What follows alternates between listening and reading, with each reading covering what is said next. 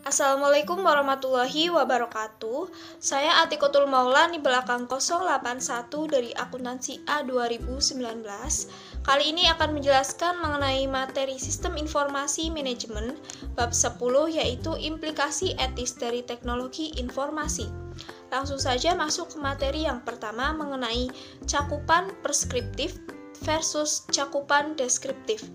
Cakupan preskriptif menentukan bagaimana MIS sebaiknya dikembangkan dan digunakan di dalam perusahaan. Sedangkan cakupan deskriptif menjelaskan bagaimana hal-hal yang sedang dilaksanakan. Lalu selanjutnya ada moral, etika, dan hukum. Moral adalah tradisi kepercayaan mengenai perilaku yang benar dan yang salah atau institusi sosial dengan sejarah dan seperangkat aturan. Sedangkan etika yaitu sekumpulan kepercayaan, standar atau teladan yang mengarahkan yang merasuk ke dalam seseorang atau masyarakat. Lalu hukum adalah peraturan perilaku formal yang ditetapkan oleh otoritas yang berwenang seperti pemerintah terhadap subjek atau warga negaranya. Lalu mengenai undang-undang komputer di Amerika Serikat. Yang pertama ada hak dan batasan akses data, diatur dalam Undang-Undang Kebebasan Informasi tahun 1966. Lalu kemudian ada privasi, diatur dalam Undang-Undang Privasi Komunikasi Elektronik tahun 1968. Kemudian ada kejahatan komputer, diatur dalam Undang-Undang Keamanan Komputer Usaha Kecil dan Pendidikan, serta Undang-Undang Perangkat Akses Palsu dan Kejahatan serta Penipuan melalui komputer. Selanjutnya mengenai Undang-Undang Komputer di Indonesia. Ada dua, yang pertama Undang-Undang Informasi dan Transaksi Elektronik atau biasa disebut dengan UU ITE, berupa Undang-Undang Nomor 11 Tahun 2008, yaitu undang-undang yang mengatur tentang informasi serta transaksi elektronik atau teknologi informasi secara umum. Lalu yang kedua ada Undang-Undang Perlindungan Hak Cipta atas Program Komputer, berupa Undang-Undang Nomor 28 Tahun 2014 tentang hak cipta. Ada di Pasal 1 Ayat 9, Pasal 6, Pasal 11 Ayat 2, Pasal 40 Ayat 1, Pasal 45, Pasal 46 Ayat 2, dan Pasal 59 Ayat 1. Selanjutnya mengenai meletakkan moral, etika, dan hukum pada tempatnya. Penggunaan komputer di dunia bisnis diarahkan oleh nilai moral dan etis manajer, spesialis informasi dan pengguna, serta hukum yang berlaku. Hukum adalah yang termudah untuk diimplementasikan karena bersifat tertulis, tetapi etika tidak terdefinisi demikian tepat dan mungkin bahkan tidak disetujui oleh semua anggota masyarakat.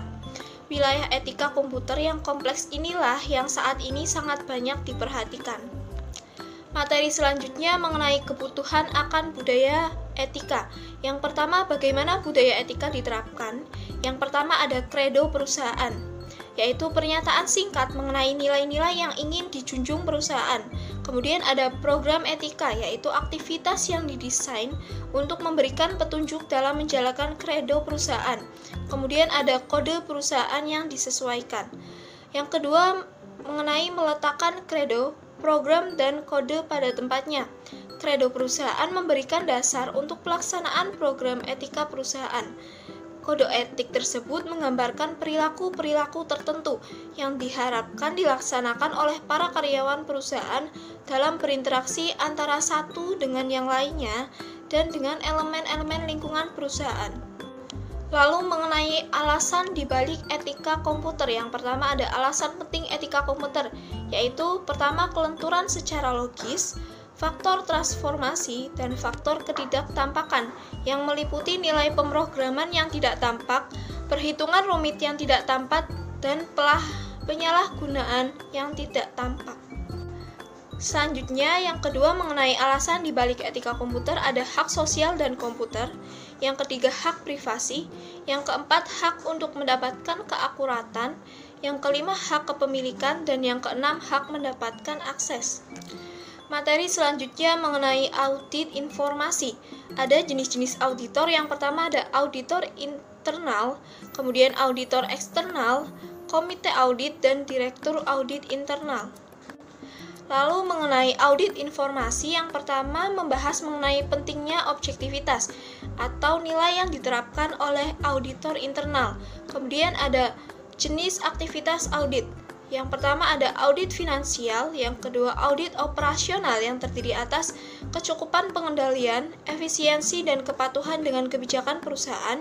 Yang keempat ada audit berkelanjutan, dan yang kelima desain sistem pengendalian internal.